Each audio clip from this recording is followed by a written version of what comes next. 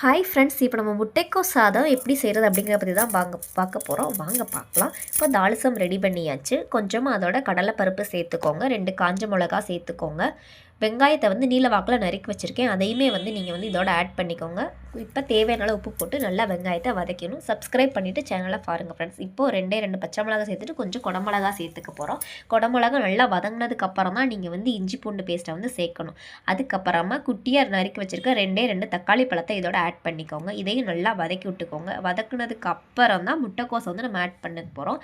முட்டைக்கோஸ் ஆட் பண்ணதுக்கப்புறம் மஞ்சள் பொடி, சிக்கன் பொடி, அதுக்கப்புறம் தயிர் இதெல்லாம் சேர்த்து நல்லா நல்லா கிளறி விட்டுக்கோங்க. இப்போ ஊற வச்சிருந்த அரிசி எடுத்து இதோட நம்ம வந்து ஆட் பண்ணிக்க போகிறோம். ஆட் பண்ணதுக்கப்புறம் நல்லா கலந்து விட்டுக்க போகிறோம். உப்பு எல்லாம் சரியாக இருக்கா அப்படின்னு பார்த்ததுக்கப்புறம் லெமன் வந்து புழிஞ்சு விட போகிறோம். அவ்வளோதான், இது வந்து முடிஞ்சிருச்சு. இப்போது இதை வந்து நம்ம வந்து தயிர் பச்சையோட வச்சு சாப்பிட்டோம் அப்படின்னா செம்ம டேஸ்ட்டாக இருக்கும்.